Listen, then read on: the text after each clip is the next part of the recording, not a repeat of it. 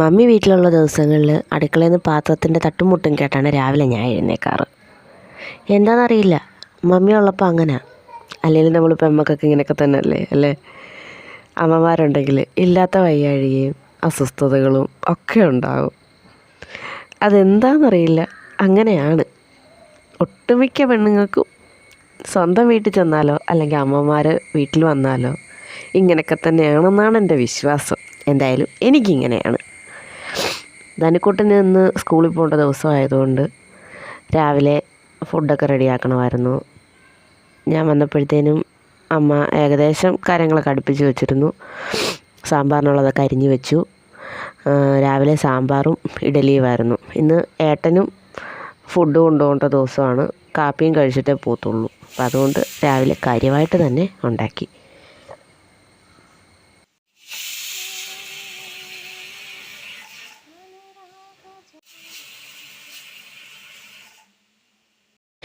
ഇവിടെ എല്ലാ ദിവസവും രാവിലെ കാപ്പിക്ക് പതിവ് എന്നുള്ളൊരു ചടങ്ങില്ല. വല്ലപ്പോഴും കാപ്പി ഉണ്ടാക്കും. ഒന്നെങ്കിൽ ഏട്ടൻ വീട്ടിലിരിക്കുന്ന ദിവസമോ ധനുക്കുട്ടൻ വീട്ടിലിരിക്കുന്ന ദിവസമോ ആയിരിക്കണം. അല്ലെങ്കിൽ എനിക്കിതെല്ലാം കൂടെ മാനേജ് ചെയ്യാൻ പറ്റുമെന്ന് എനിക്ക് ഉറപ്പുള്ളൊരു ദിവസം, മൂടുള്ളൊരു ദിവസം മാത്രമേ ഞാൻ ഇതിന് വേണ്ടിയിട്ട് ഇറങ്ങിത്തിരിക്കാറുള്ളൂ. ഇന്നെന്തായാലും മമ്മി ഉണ്ടായിരുന്നത് കൊണ്ട് രാവിലെ കുഞ്ഞിന് കാപ്പി കഴിക്കാൻ കൊടുക്കണം. വയറ് നിറച്ചെന്തെങ്കിലും കുഞ്ഞിന് കൊടുത്താലേ അവന് ബുദ്ധി ഉണ്ടാവൂ എന്നൊക്കെ പറഞ്ഞ് തലേ ദിവസം തന്നെ എന്നെക്കൊണ്ട് ദോശയ്ക്കുള്ളതൊക്കെ അരച്ചും പിറക്കിയും വെപ്പിച്ചിട്ടുണ്ടായിരുന്നു. രാവിലെ ഇഡ്ഡലിയും സാമ്പാറും ഉണ്ടാക്കി. ഇതിനിടയിൽ മറ്റൊരു സൈഡിൽ സ്കൂളിൽ കൊണ്ടുപോകാനുള്ള ചോറും കറികളും വേകുന്നുണ്ട്. പക്ഷേ എൻ്റെ ഒന്നും വീഡിയോ എടുക്കാൻ പറ്റിയില്ല, തിരക്ക് കാരണം. പണ്ട് കുഞ്ഞിലെ ഞാൻ എന്ത് കാര്യവും ഭയങ്കര ഡിലേ ആക്കുന്ന ഒരാളായിരുന്നു. അത് എന്ത് കാര്യമായാലും, ജോലി ആയാലും മറ്റെന്തെങ്കിലും കാര്യമാണേലും ഇങ്ങനെ വലിച്ച് നീട്ടി വെക്കുന്ന ഒരാളായിരുന്നു ഞാൻ. ഫുഡ് കഴിക്കാനാണേലും ഇരുന്നാൽ അതും വെച്ച് അവിടെ ഇരിക്കും. മമ്മി പറയും, നിനക്ക് എന്തെങ്കിലും ഒരു ജോലി കൊച്ചിനെ ഏൽപ്പിച്ചാൽ അതും വെച്ച് അവൾ വൈകിക്കുകയും നേരം വെളുപ്പിക്കുകയും ചെയ്യും എന്ന് പറയും. അന്ന് മമ്മി പറയായിരുന്നു, നീ നോക്കിക്കോ, നിനക്ക് 2 പിള്ളേരായി കഴിയുമ്പം ഒരെണ്ണം അവിടെ കിടന്ന് കാക്കിന്ന് കാറുമ്പോഴും ഒരെണ്ണം ഇവിടെ കിടന്ന് അമ്മ ഇതാന്ന് പറഞ്ഞ് ബഹളം വയ്ക്കുമ്പോഴും നീ ഇതിൻ്റെ വില എന്താണെന്ന് മനസ്സിലാക്കത്തുള്ളൂ എന്ന്. ശരിക്കും ഇപ്പം ഞാൻ ആ സമയത്തിൻ്റെ വില എന്താണെന്ന് മനസ്സിലാക്കുന്നുണ്ട്. കാരണം ധനുക്കുട്ടനെ സ്കൂളിൽ വിടാനായിട്ട് റെഡിയാക്കുന്ന ഒപ്പം തന്നെ എനിക്ക് ധ്യാൻകുട്ടനെയും മാനേജ് ചെയ്യേണ്ടി വരുന്നുണ്ട്. അതുകൊണ്ട് അമ്മ പറഞ്ഞത് അന്ന് അക്ഷരാർത്ഥത്തിൽ ശരിയായി. പക്ഷേ ഇപ്പം എനിക്ക് നല്ല സ്പീഡുണ്ട്. എല്ലാ കാര്യങ്ങളും പെട്ടെന്ന് ചെയ്യാനായിട്ട് പറ്റുന്നുണ്ട്. ശരിക്കും ഈ സ്പീഡില്ലാത്തതിൻ്റെ പേരിൽ മമ്മിയുടെ കയ്യിൽ നിന്ന് ഒരുപാട് തല്ല് എനിക്ക് കിട്ടിയിട്ടുണ്ട്. ആ തല്ലെല്ലാം ഇന്ന് പ്രയോജനപ്പെട്ടു എന്ന് മാത്രം പറഞ്ഞാൽ മതി. എന്തായാലും രാവിലെ ധനുക്കുട്ടനെ സ്കൂളിൽ വിടാൻ റെഡിയാക്കി. ധ്യാൻകുട്ടൻ നല്ല വാശിയായിരുന്നു. അവനെ ഒരുവിധം സെറ്റാക്കി മാനേജ് ചെയ്ത് വീണ്ടും കിടത്തി ഉറക്കി. ധനുക്കുട്ടനും ഏട്ടനും സ്കൂളിൽ കൊണ്ടുപോകാനല്ലോ, ഏട്ടന് പണിക്കും ധനുക്കുട്ടനും സ്കൂളിലും കൊണ്ടുപോകാനുള്ള ഫുഡും പാക്ക് ചെയ്തു. ഇന്ന് ക്യാരറ്റും ഉരുളക്കിഴങ്ങും മിക്സ് ചെയ്ത് ഒരു മെഴുക്കുവരട്ടി ഉണ്ടാക്കി. ഉരുളക്കിഴങ്ങ് മെഴുക്കുവരട്ടി 2 പേർക്കും ഭയങ്കര ഇഷ്ടമാണ്. ഉരുളക്കിഴങ്ങ് മാത്രമായാൽ എപ്പോഴും ബോറടിക്കില്ലേ, അതുകൊണ്ട് ഇനി ക്യാരറ്റും കൂടെ മിക്സ് ചെയ്തു. പിന്നെ ബീൻസ് തോരൻ വച്ചു. 2 പേർക്കും ഒരേ ഫുഡ് തന്നെയാണ് കൊടുത്തു വിടുന്നത് എപ്പോഴും. പിന്നെ ചേട്ടനൊരിച്ചിരി അച്ചാറും കൂടെ വെക്കും. എന്തെങ്കിലും ഉപ്പിലിട്ടതോ അച്ചാറോ ഉണ്ടെങ്കിൽ ഏട്ടന് വെക്കും. ധനുക്കുട്ടനത് അത്ര താല്പര്യമില്ല, അതുകൊണ്ട് ധനുക്കുട്ടനത് വെച്ചിട്ടില്ല. 2 പേർക്കും ചോറിനോളം തന്നെ കറികളും കഴിക്കാൻ ഇഷ്ടമാണ്. അതുകൊണ്ട് തന്നെ ഏട്ടനും ധനുക്കുട്ടനും പൊതി കെട്ടുമ്പം കറികളേറെ ഞാൻ വെക്കും. ധനുക്കുട്ടന് സ്കൂളിൽ പോകുമ്പം കൂട്ടുകാർക്ക് ഷെയർ ചെയ്ത് കൊടുക്കാനും ഏട്ടന് ആഹാരം മതി വരുവോളം കഴിക്കാനും. ഏട്ടനത്ര അച്ചാർ പ്രിയനല്ല, എങ്കിലും ഇങ്ങനെ വീട്ടിൽ നിന്ന് കൊണ്ടുപോകുന്നതിനകത്ത് ഒരച്ചാർ ഇരിക്കുന്നത് ഇഷ്ടമാണ്. ഇത് നമ്മുടെ ഗണപതി നാരങ്ങ അച്ചാറിട്ടതാണ്. അങ്ങനെ അവരുടെ ടിഫിൻ ബോക്സൊക്കെ റെഡിയാക്കി. ധനുക്കുട്ടന് രാവിലത്തെ ഇഡ്ഡലിയും സാമ്പാറും ഒക്കെ കഴിക്കാനെടുത്ത് കൊടുത്തു. ഏട്ടനും വീട്ടിൽ നിന്ന് കഴിച്ചിട്ട് പോയി. അല്ലെങ്കിൽ ചിലപ്പം ഏട്ടൻ ഇതുപോലെ പൊതിക്കകത്ത് കൊണ്ടുപോവുകയാണ് ചെയ്യുന്നത്. ഇന്നെന്തായാലും വീട്ടിൽ നിന്ന് 2 പേരും കഴിച്ചു. ധനുക്കുട്ടന് സ്നാക്സ് ബോക്സ് വൈകുന്നേരത്തേനായതുകൊണ്ട് നമ്മൾ രാവിലത്തെ ചൂട് ഐറ്റംസ് ഒന്നും അതിനകത്ത് വെക്കത്തില്ല. അവന് വേണ്ടി കടയിൽ നിന്ന് എന്തെങ്കിലും പലഹാരങ്ങൾ നമ്മൾ മേടിച്ച് വയ്ക്കും, അല്ലെങ്കിൽ വീട്ടിലുണ്ടാക്കി വയ്ക്കും. ഇന്ന് എന്തായാലും അവന് ക്രൊസാൻ്റാണ് കൊടുക്കുന്നത്. അവന് ഭയങ്കര ഫേവറേറ്റ് ആയിട്ടുള്ളൊരു ഐറ്റം ഇത് ക്രൊസാൻ്റ്. അത് എല്ലാ ഫ്ലേവറും ഇഷ്ടമാണ്, കൂടുതലിഷ്ടം ക്രീമും ചോക്ലേറ്റും ആണ് മാത്രം. അപ്പം അതിൽ ഒരെണ്ണവും 2 ഓറിയോയുടെ ബിസ്ക്കറ്റുമാണ് ഇന്നവന് ടിഫിൻ ബോക്സിനകത്ത് സ്നാക്സ് ബോക്സിനകത്ത് വെച്ചത്. പിന്നെ കുടിക്കാനുള്ള വെള്ളവും എടുത്ത് റെഡിയാക്കി ബുക്കും പുസ്തകവും എല്ലാം ബാഗിനകത്താക്കിയപ്പോഴേക്കും ദാനിക്കുട്ടനും റെഡിയായി വന്നിരുന്നു. ഓട്ടോ വന്നു.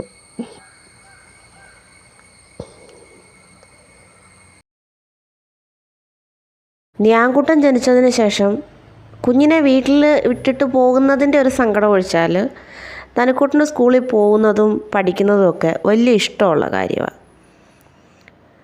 പണ്ടെപ്പോഴോ സ്കൂളിൽ പോയപ്പോൾ അതിൽ നിന്നൊരില പറിച്ച് അവൻ്റെ അരയെ തിരികെ കൊടുത്തതിന് ആ ചെടിയിലെ ഇല ഇല്ലാത്ത പരുവത്തിന് എന്നും അതിൽ നിന്ന് ഇല പറിച്ചുകൊണ്ട് പോകും അവൻ. എന്തായാലും ധനുക്കുട്ടൻ സ്കൂളിൽ പോയി കഴിഞ്ഞാൽ വീടാകെപ്പാടെ ഉറങ്ങിയതുപോലെ. ധ്യാൻകുട്ടനുണ്ടെങ്കിലും അവൻ സംസാരിക്കാനോ ബഹളം വയ്ക്കാറോ ഒന്നും ആയിട്ടില്ല. അതുകൊണ്ട് തന്നെ സ്കൂളുള്ള ദിവസങ്ങളിൽ പകലെല്ലാം ധനുക്കുട്ടനെ നല്ലപോലെ മിസ് ചെയ്യും. എന്നാൽ ഒരു ദിവസം വീട്ടിലിരുന്നാൽ എൻ്റെ ദൈവമേ ഇന്ന് സ്കൂളുണ്ടായിരുന്നു, ഇതിനെ വീട്ടിൽ നിന്ന് സ്കൂളിൽ പറഞ്ഞു വിടായിരുന്നല്ലോ എന്നുള്ള ചിന്ത മാത്രം എൻ്റെ മനസ്സിൽ. എന്നെപ്പോലെ തന്നെ ആയിരിക്കുമല്ലേ എല്ലാ അമ്മമാരും. ധനുക്കുട്ടൻ ഓട്ടോയിൽ കയറുന്ന സമയം മുതൽ ആ ഓട്ടോ എൻ്റെ കൺമുന്നിൽ നിന്ന് മറയുന്ന സമയം വരെ ടാറ്റ ബൈ ബൈ കേട്ടുകൊണ്ടിരിക്കാൻ പറ്റും. ദൂരം കൂടുന്തോറും ശബ്ദം കൂടുമെന്ന് മാത്രം. അവനെ വിട്ടിട്ട് വന്ന് ഫുഡൊക്കെ രാവിലത്തേത് കഴിച്ചു കഴിഞ്ഞപ്പോഴാണ് ഇച്ചിരി വിറക് പറക്കാൻ പോയാലോ എന്ന ആലോചന വന്നത്. ഞാനും മമ്മിയും വെട്ടുകത്തിയും കയറും ഒക്കെ ആയിട്ട് വിറക് പറക്കാനായിട്ട് ഇറങ്ങി. വിറക് പറക്കുന്ന വീഡിയോ ഒന്നും കിട്ടിയില്ല.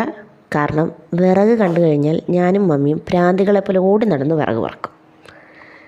കിട്ടിയ വിറകൊക്കെ ആയിട്ട് വീട്ടിലെത്തിയപ്പോഴേക്കും ഉച്ചയായി. പിന്നെ കുളിച്ച് ഫ്രഷായി വന്ന് ഫുഡൊക്കെ കഴിച്ചു. അമ്മ രാവിലത്തെ കറിയൊക്കെ കൂട്ടി കഴിച്ചു. എനിക്കിപ്പം ഉരുളക്കിഴങ്ങ് മെഴുക്കുവരട്ടി അത്ര താല്പര്യമില്ലാത്തതുകൊണ്ട് അത് ഞാൻ എടുത്തില്ല. തലേന്നത്തെ കറിയുടെ ചാറൊക്കെ കൂട്ടി ഞാനും ഫുഡൊക്കെ കഴിച്ചു. ഫുഡ് കഴിച്ച് കഴിഞ്ഞപ്പോഴാണ് അമ്മയ്ക്ക് ബോധം വന്നത് തലയിൽ മൈലാഞ്ചി ഇട്ട് കൊടുക്കണമെന്ന്. വീട്ടിൽ കുറച്ച് ഹെന്നാപ്പൊടി ഇരിപ്പുണ്ടായിരുന്നു. അത് കണ്ടപ്പം മുതലുള്ള ആഗ്രഹമായത്. എൻ്റെ തലമുടി മുഴുവൻ നരച്ചേ എന്നും പറഞ്ഞായിരുന്നു ബഹളം. അങ്ങനെ മുഴുവനും ഒന്നും നരച്ചിട്ടില്ല, അവിടെ ഇവിടങ്ങളിലായിട്ട് കുറേശ്ശെ. പക്ഷേ അത് പുറത്ത് കാണുന്ന രീതിയിലാണെന്ന് മാത്രം. അമ്മയുടെ മുടി ലെയർ കട്ട് ചെയ്തിട്ടിരിക്കുക. ഇതിൽ കഴിവ് തെളിയിച്ചാളും ഞാൻ തന്നെയാണ്. ഞാനാണ് ആ മുടി ഈ വിധമാക്കി കൊടുത്തത്. ഇച്ചിരി വീതേ ഉള്ളൂ, കുറ്റിച്ച് നിൽക്കുന്ന നരയാണ്. എന്തായാലും മമ്മിയുടെ ആഗ്രഹമല്ലേ, സാധിച്ചു കൊടുക്കാം.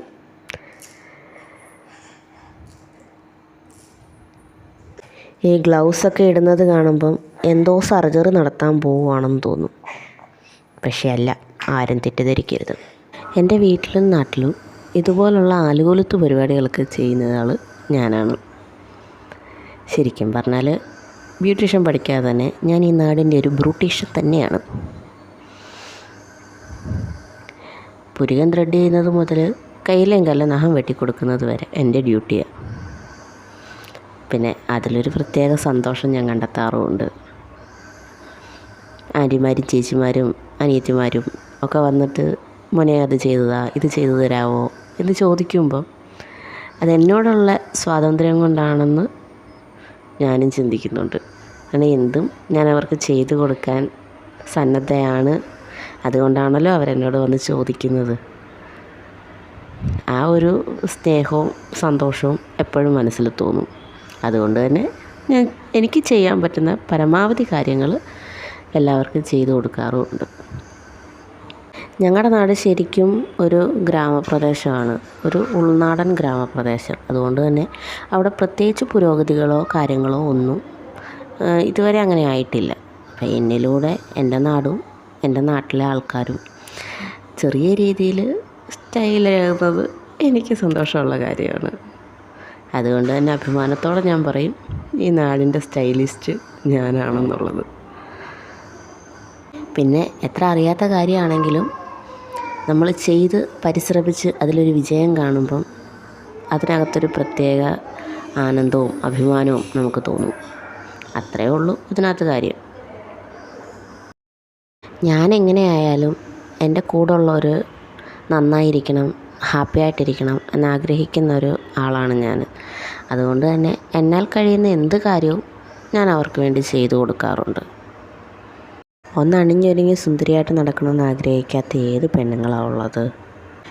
ഇന്നത്തെ കാലഘട്ടത്തെ പോലെ, ഇന്നത്തെ ജനറേഷനെ പോലെ മാറി ചിന്തിക്കാൻ ആഗ്രഹമുണ്ടെങ്കിലും മറ്റുള്ളവരെന്ത് ചിന്തിക്കും, അല്ലെങ്കിൽ ആൾക്കാർ കണ്ടാൽ എന്ത് പറയും എന്ന് ചിന്തിക്കുന്ന ഒരുപാട് പേര് ഇന്നും എൻ്റെ നാട്ടിലുണ്ട്.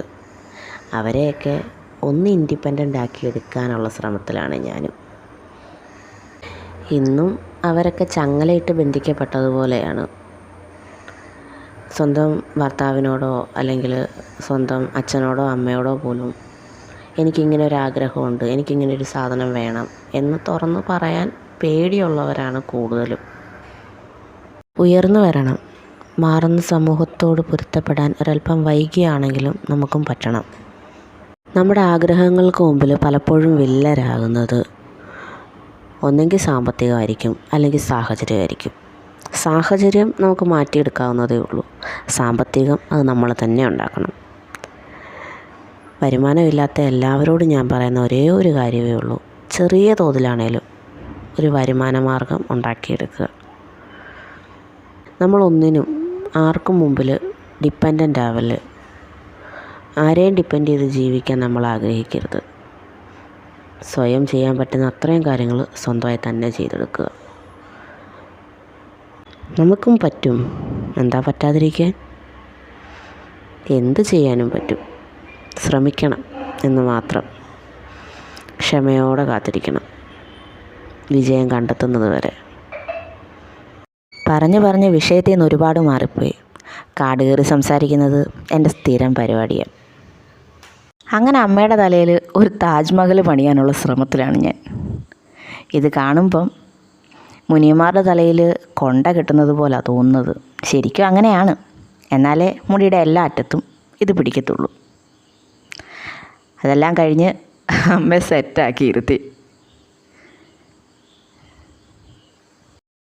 പിന്നെ ഇതൊന്ന് ഉണങ്ങിക്കിട്ടണമല്ലോ.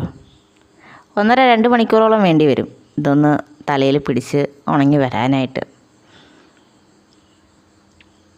പിന്നെ നമ്മുടെ ചാനൽ സബ്സ്ക്രൈബ് ചെയ്യാതെയാണ് നിങ്ങൾ ഈ വീഡിയോ കാണുന്നതെങ്കിൽ ഓടിച്ചെന്ന് ആ സബ്സ്ക്രൈബ് ബട്ടൺ ഒന്ന് പ്രസ് ചെയ്ത് അതിന് തൊട്ടടുത്തുള്ള ബെല്ലൈക്കണിൽ ഓൾ എന്ന ഓപ്ഷനും കൂടെ എനേബിൾ ചെയ്തേക്കുക. നമ്മളെയൊന്ന് സപ്പോർട്ട് ചെയ്യണേ. നമ്മുടെ വീഡിയോസ് കണ്ടിഷ്ടപ്പെട്ടാൽ ഒന്ന് ലൈക്ക് ചെയ്തേക്കണേ. ഇതിനിടയിൽ പണി കഴിഞ്ഞ് നേരത്തെ വീട്ടിൽ വന്ന ഏട്ടൻ അടുത്ത പണിയായുധവുമായിട്ട് പോവുകയാണ് കണ്ടത്തിൽ ചൂണ്ടയിടാനായിട്ട്. ചൂണ്ടയിടൽ പുള്ളിക്കാരന് വലിയൊരു ഹോബിയാണ്. അടുത്തുള്ള കണ്ടത്തിലും പുഴയിലും ഒക്കെ പോയി ചൂണ്ടയിടും. കിട്ടുന്നതിനെയൊക്കെ കൊണ്ടുവരും. ഈ പോകുന്ന പോക്കിൽ വല്ലതും കിട്ടുമോ എന്തോ അറിയില്ല, കാത്തിരിക്കാം. എണ്ണയൊക്കെ ഏകദേശം ഉണങ്ങി റെഡി ആയപ്പോഴത്തേനും അമ്മയുടെ മുടി കഴുകുന്നതായിരുന്നു ഏറ്റവും വലിയ ടാസ്ക്. ഈ ചുരുട്ടിക്കെട്ടിയതെല്ലാം അഴിച്ചെടുക്കണമല്ലോ. അതിൻ്റെ ബത്തപ്പാടാണ് നിങ്ങളിപ്പോൾ ഈ കണ്ടുകൊണ്ടിരിക്കുന്നത്. മുടിയോട് പ്രണയം തോന്നിയ ഹെന്ന പേസ്റ്റിന് വെള്ളത്തോട് ചേരാൻ എന്തോ ഒരു മടി പോലെ. എന്നിരുന്നാലും ജലകണികകളുടെ തലോടലിൽ ആ ഹെന്ന പേസ്റ്റ് പതുക്കെ ലയിച്ചു തുടങ്ങി. മുടിയുമായുള്ള പ്രണയത്തിലെ പിരിമുറുക്കങ്ങൾ അഴിച്ച് മുടിയെ പതുക്കെ സാവധാനം സ്വതന്ത്രയാക്കി. എൻ്റെ സാഹിത്യം ഇഷ്ടപ്പെട്ടെങ്കിൽ ഒന്ന് കമൻറ്റ് ചെയ്തേക്കണേ. ഇത് ചുറ്റിക്കെട്ടി വെച്ചപ്പോൾ അഴിച്ചെടുക്കാൻ ഇതുപോലെ പാടുപെടേണ്ടി വരുമെന്ന് ഞാൻ വിചാരിച്ചിരുന്നില്ല. ഇത് കെട്ടി വയ്ക്കാനെടുത്ത സമയത്തിൻ്റെ ഇരട്ടി സമയമെടുത്തു ഒന്ന് അഴിച്ചെടുക്കാനായിട്ട്. മുടിയിഴകളിൽ നിന്ന് എന്ത് ചെയ്താലും ഹെന്ന പേസ്റ്റ് ഇളകി വരുന്നില്ലായിരുന്നു. കുറേയേറെ നേരത്തെ ശ്രമത്തിന് ശേഷം പകുതി മുക്കാലും കഴുകിക്കളഞ്ഞു. എന്നാലും കുറച്ചൊക്കെ അവിടെ ഇവിടങ്ങളിലായിട്ടുണ്ടായിരുന്നു. അവനെ ഉണങ്ങിക്കഴിയുമ്പോൾ പൊക്കോളൂ എന്ന് പറഞ്ഞ് ഞാൻ മമ്മിയെ ആശ്വസിപ്പിച്ചു. ഞങ്ങളുടെ കഴുക്കും പറക്കും എല്ലാം കഴിഞ്ഞപ്പോഴത്തേന് നനുക്കുട്ട സ്കൂൾ വിട്ട് വന്നിട്ടുണ്ടായിരുന്നു. എന്നാൽ അവൻ അവിടെ എന്തോ മത്സരമൊക്കെ ഉണ്ടായിരുന്നു. അതിൻ്റെ ഗിഫ്റ്റൊക്കെ കൊണ്ടാണ് വന്നേക്കുന്നത്. എന്തോ പ്രൈസ് കിട്ടിയെന്നൊക്കെ പറഞ്ഞു. ടീച്ചർ ഗ്രൂപ്പിലിട്ടിട്ടുണ്ടായിരുന്നു. അതുകൊണ്ട് തന്നെ വീഡിയോ എടുക്കാൻ ഞാൻ കാത്തിരിക്കുമായിരുന്നു. ധനക്കുട്ടന് പിന്നെ എന്ത് സാധനം കിട്ടിയാലും അത് വരുന്ന പാടെ തന്നെ എന്നെ കാണിച്ചില്ല, അതിന് സമാധാനം വരത്തില്ല. അതുകൊണ്ട് അകത്ത് പോലും കയറിയില്ല, ഡ്രസ്സ് പോലും മാറിയില്ല, കാലും കൈയും കഴിയില്ല. ഒട്ടനെ തന്നെ അത് പൊട്ടിച്ച് കാണിച്ചു തന്നെ. അമ്മയെ എനിക്ക് കിട്ടിയ സമ്മാനമാണെന്ന്.